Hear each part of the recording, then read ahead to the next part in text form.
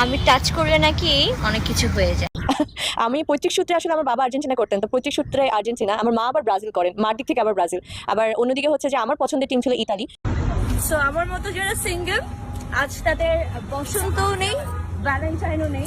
অভিনেত্রী জাহারা মিতু সম্প্রতি একটি গুজবের বিরুদ্ধে কড়া প্রতিক্রিয়া জানিয়েছেন।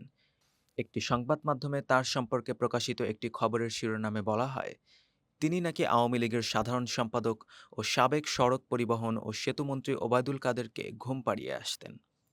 এই খবরের পরিপ্রেক্ষিতে মিতু তার ভেরিফাইড ফেসবুক পেজ থেকে একটি দীর্ঘ স্ট্যাটাস দিয়ে বিষয়টি নিয়ে মুখ খুলেছেন। মঙ্গলবার পোস্ট করা স্ট্যাটাসে মিতু লেখেন, ডিজিটাল যুগে সবকিছুর রেকর্ড থাকে। আমার বাসা থেকে বের হওয়ার সিসিটিভি ফুটেজ যেমন থাকবে, তেমনি আমি যেখানে যাই তারও রেকর্ড থাকে, কল লিস্টেরও রেকর্ড থাকে। এসব জেনে বুঝে নিউজ করতে হয়। তিনি আরও লিখেছেন, দেশের একজন শীর্ষ মন্ত্রীকে ঘিরে এমন হাস্যকর খবর শুধুমাত্র কোনো অদ্ভুত কল্পনার ফলেই লেখা যেতে পারে। এর থেকে হাস্যকর খবর আমি আমার জীবনে দেখিনি, সত্যিই দেখিনি। মিতু এই ধরনের ভিত্তিহীন খবরকে ভিউ বাণিজ্য হিসেবে বর্ণনা করেন এবং সাংবাদিকদের উদ্দেশ্যে কড়া ভাষায় প্রশ্ন করেন, তারা একবারও ভাবেননি যে তিনি সত্যিই কখনো ওবায়দুল কাদেরের সঙ্গে একা দেখা করেছেন কিনা।